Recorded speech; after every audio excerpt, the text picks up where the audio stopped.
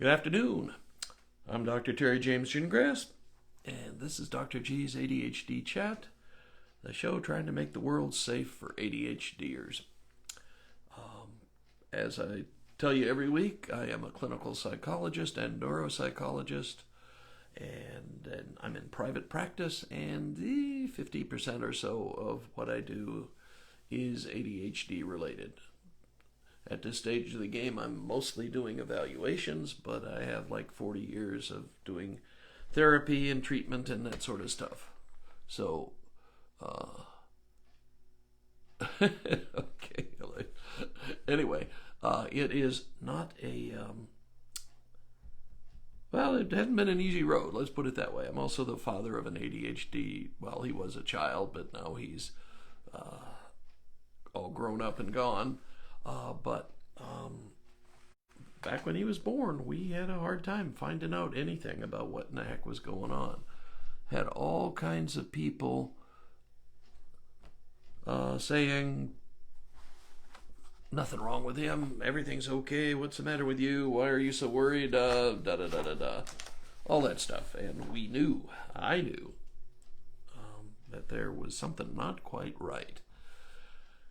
And, but it was hard back in those days to get a good evaluation, or to get any evaluation, really. You know, somebody throw an IQ test at your kid and say, oh, no, he's got no problems.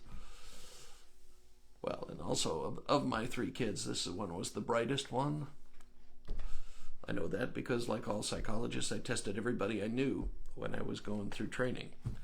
But anyway, the big deal here is that it was hard to get an evaluation. It was hard to get a good one, a competent one. I mean, I even had acquaintances, I'm not going to call them friends, we weren't that close, but who had gone to fancy schools to get a postdoc in pediatric psychology, and their evaluations were among the worst. Anyway, so it was hard to do back in those days. Now we have advanced quite a lot, so there are actual measures and things, although there's there's controversy about even that, and we have people who are fighting, saying, oh, those tests but they're the best we've got. They seem to be reasonably effective and helpful. I mean, it's not, you don't just tell a parent that their kid has something that's going to last throughout their entire lives without being reasonably sure what you're talking about. Okay, and it's more than just, well, like pediatricians used to have, 15 minutes in the office with a kid and they say, oh yeah, you're right, ADHD. And that's a lousy way to make a diagnosis. Anyway, so I am also a little late today. I am having apparently endless technology problems. My Wi-Fi disappeared for a little bit, then my printer disappeared, and I am one of those people who gets along well with technology as long as it behaves like a proper machine. When it starts acting like an oppositional, defiant kid, I have a little trouble with it. Anyway, thought I'd talk a little bit this time about parenting styles, because I teach a style of parenting. I call it strategic parenting, but there are other styles, and they all have pluses and minuses. Most people in the parenting community, if you will, and I'm not sure I include myself there necessarily, but oh, hello, John. Hello, Ellen. I can just barely make out those little teeny names. But anyway, I'm glad you're watching. And keep it up, please. Appreciate it. And give me some comments. I'd like to know what you think and what you'd like to add and questions you have and all that sort of thing. But anyway, if you look at the parenting literature, they basically usually talk about four major types of parenting.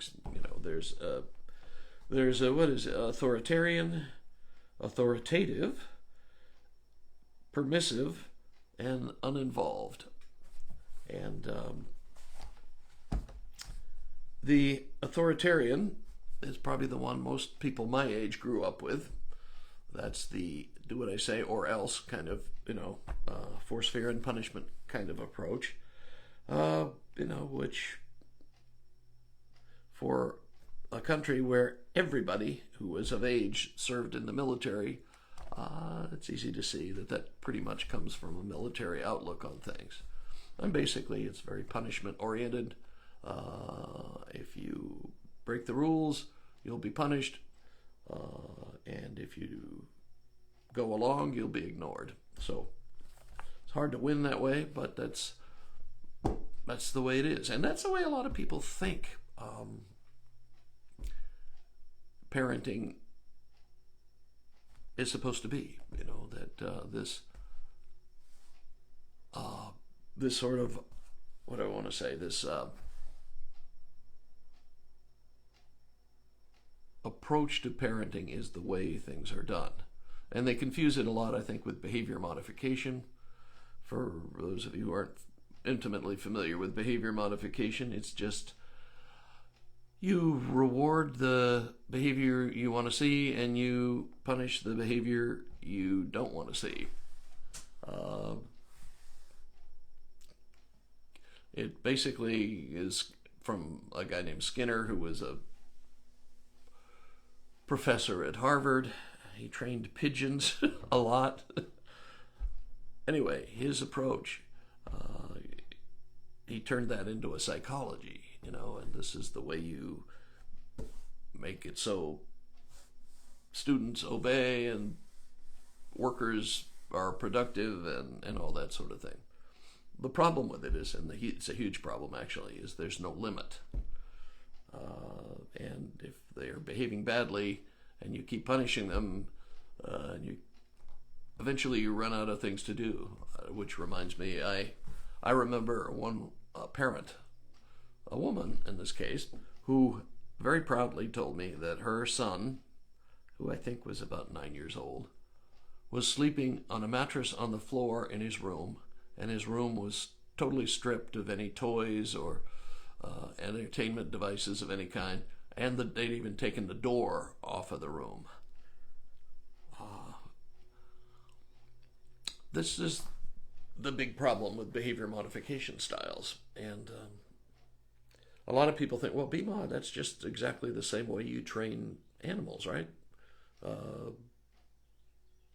Dog trainers and so on, you want them to do tricks or that sort of thing. You use behavior modification, right?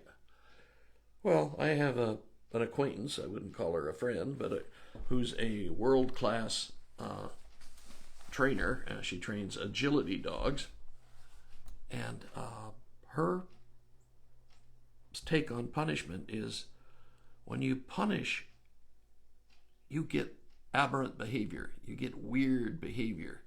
It temporarily suppresses what they were doing, but you're also going to get some weird offshoots from that. And if you punish too much, you get an animal that you can't trust to do what you are trying to train it to do. Anyway, so she's very much more on the positive sort of end of things. And that's sometimes being positive, sometimes confused with the another school of parenting called permissive parenting. And that's basically, go on, dear, do whatever you like. And, tending to motor back and not do any punishment at all. And, give them, just let them have the run of things. And that's not a good way either, basically because kids, they may not want to admit it, but they need structure. And especially kids who have ADHD. They need some structure. That structure makes them feel safe. And if you don't provide that, and they all of a sudden realize that whatever they do, you're not going to say anything, that's a little scary for them. And, you've got to have a balance, basically, is what it amounts to. So you You don't want to be authoritarian necessarily, and you don't want to be too permissive necessarily. So you need some sort of a balance there. I've got another book in the works. I'm calling it Power Parenting, and that's basically how you maintain your authority in the family without a lot of force, fear, and punishment. Okay, so I'll let you know when it comes out. But anyway, and the next style of parenting is a sort of a almost no style of parenting. It's called uninvolved. And that's when you basically don't care what your kid does. That's let the nanny take care of that. I'm too busy to be involved. Most of us aren't in any position where we can do that with our kids. You have to have a certain amount of wealth to be able to do that. And it's obviously not a very positive system for your kid. I know I went to a school that had a lot of kids whose parents were really uninvolved because they were busy saving the world and so on. And I never saw such a bunch of angry teenagers in my life. And they were unhappy, angry, depressed on the edges. Nobody cares about me kind of thing. And that's not a good way to raise a kid either. And then there's another style called authoritarian. And this is a little more balanced. That authoritarian, you kind of train your kid to meet whatever your standards are. And that's not a bad, I don't think. Matter of fact, if I had to put myself in a particular school of parenting, it would probably be authoritarian, not authoritative. No, wait a minute, I got it wrong. Authoritative, not authoritarian. Don't you make the same mistake, okay? God knows why they didn't name it something different, but they didn't, and we're stuck with it. So, what you want, and then, okay, I'm going to call it strategic parenting, because that's what I do, and that's what I wrote the book about. And the idea is that you have an idea of where you want your child to end up, of what you want your child to be like when he's 20 or she's 20, what kind of a adult you want them to be. And your job is to train them so they can be that kind of an adult. And you're not going to do that by totally crushing them under your boot heel, with an authoritarian approach and not letting them have any say at all. And on the other hand, you're not going to do any very well being permissive and just letting them do whatever they want, especially with an ADHD kid, because they'll figure out some things to do you never even thought possible. So you want a goal, you want a set of things that you, goals, behaviors, characteristics that you want to train in. And those will vary slightly from family to family, but I think, well, like for me, I wanted my kids to be ethical. That's a big one with me. Tell the truth. If you say you're going to do it, do it. No big deals about it. No cheating. None of that kind of stuff. I wanted them to be responsible. That is, if you give your word, that's it. That you gave your word. Do whatever it is you said you were going to do. And try to have some concern for other people. And be resilient. I think that was a big one too. Be, in life you are going to get knocked backwards every once in a while. You're going to have something that happens that really throws you for a loop or doesn't work out the way you wanted, and that sort of thing. So you have to be able to bounce back from that.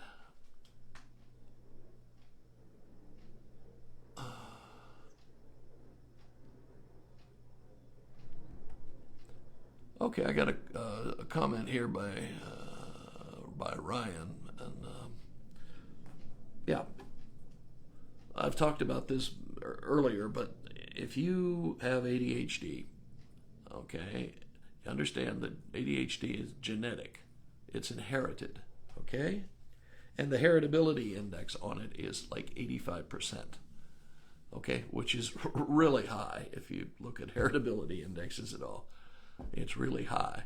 So it is very likely that your progeny, at least some of them, will have, and perhaps all of them, will have ADHD. I remember I was evaluating a family, and it was like they had 4 kids, and it was an intact family. It was the biological father and the biological mother was still together. But of those 6 people, 5 of them had ADHD. The mother was the only one who didn't have ADHD. Wow. And she was a little frazzled trying to keep up with everybody. But, that's the way it is. You take what you're given when you're born, and you try to make the best of it. That's another measure of resilience. And if you treat it like any other characteristic that you inherit and learn to compensate for it, that's about the best you can do, I mean, when I was a kid, I wanted to play basketball for the Boston Celtics. Unfortunately, the height gods were not in my corner, and so that was never even close to being a possibility. So I make do with what I've got, which I'm a great reader and I'm a pretty good writer, and fair sense of humor, I think, too, and that's what I have to go with, and learn to do things that make me happy in with those without needing to be 6'5" or so. So anyway, which totally took me off from where I was going, but I appreciate the question, and one of the hard, I've been doing this for about 3 years now, and one of the hard things is that people kind of come in, they watch for a while, they go away, they come back, and so you never know if you should be repeating some of the things you've said earlier or just looking for new stuff all the time. And so far, I have more erred on the side of doing new stuff all the time, and I think I should probably start over. But that's also why I think I've talked a little bit about it. I am coming up with a course on parenting. It'll be announced pretty soon, and there probably you may have seen ads floating around. Facebook ads. I just started doing some of those, and I really appreciate all of you who have signed up for my email list, and we'll get more notifications very shortly about this course. My goal is to have it out by October 19th. Given I am content rich but technology poor, that may need a little bit of a delay, but it'll be pretty close to that time. And it's designed to be like a 5-module course with different aspects of parenting and some of the things I think are important to master. And hopefully it'll be informative and helpful and all that sort of thing. One of the things about working with ADHD is that it's frustrating and touching at the same time, is that you get a lot of people who have been really wounded by life, who haven't had any compensatory victory experiences, to make up for the bad things, and that touches me, and I understand that it's not easy, and I also understand that there are some people out there with ADHD who are making millions of dollars and changing the world, and there are some people who have troubles keeping it together long enough to hold on to a job, say, or a relationship. And we can do better as a society, and hopefully this will be a little piece of something that'll help make society a little better. Okay, that's pretty much my take on parenting. The strategic parenting is basically a style of parenting that focuses on getting your kid to some goals that you have. I mean, and the goals are not, you have to be an accountant because all your relatives are accountants. No, I mean, like being a decent human being in whatever way you define that. And that's what we're shooting for. And that's what the focus is on. That's what the focus is on with strategic parenting. Getting your child there and some things you can do to get them there. Okay, that is me for this week, and sorry about starting late, but we'll try again. Maybe all the technology gods will line up behind me and we'll be on time. I sure hope so. Okay, I'm Dr. Terry James Gingras. This is Dr. G's ADHD Chat. It's a show trying to make the world safe for ADHDers, because ADHDers are the folks who think outside the box. And nobody who thinks inside the box ever changed anything, okay? So if you want change in the world, you got to go to the folks who are outside the box, and those are the ones who are going to solve the big problems we face. And sure, go ahead, Ryan. Anyway, but do it fast. I'm about to close out. Okay, the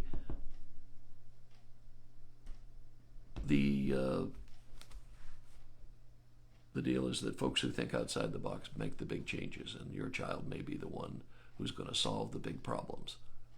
Okay, so if you have any questions or anything, just there's a place down there where you can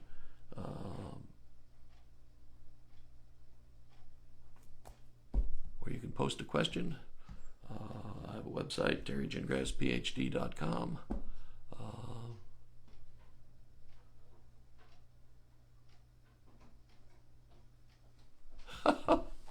Okay, I'm going to hang on for a little longer. Ryan asked, okay, can personality be confused for a neurological aspect? Yeah, I mean, you'd have to say that just if you're doing it just based on one observation, sure, it can look the same. Things can look the same. It's like I almost never diagnose an ADHD kid with oppositional defiant disorder until they've been treated for the ADHD. A lot of times when they're treated for the ADHD, the ODD stuff, the rebelliousness and whatnot goes away.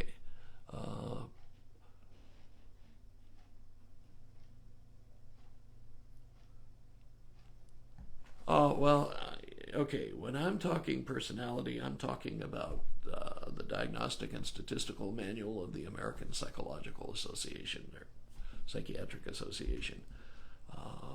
There are a lot of personality types and styles and stuff that you get measured by business type instruments, and those have very little validity and reliability. Let's just put it that way. I mean, I've dabbled with some of those, but I don't find them particularly either accurate or helpful. Okay,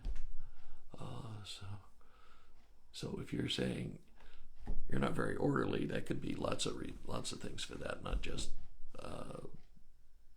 ADHD. But it tends folks who are ADHDers tend to have their own unique way of organizing things.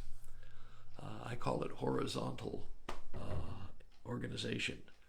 Okay, most of us are vertical organizers. That is, we put things in file folders, alphabetize them, put them in the proper drawer in the file cabinet. ADHDers tend to, any flat surface is appropriate for a pile. And surprisingly, they frequently know what's in each pile without trying to clean it up at all. I can't do that, but hey. But if you don't mess with them too much, I mean, there's an organization style for each individual, and especially if you're ADHD, and it probably is not going to be the organizational style that the school hands out, in their organization book that they give to all the students. Okay, as I was saying, I'm going to get out of here now, and if you have any more questions, just post them below, and we'll get to them. Okay? Bye now.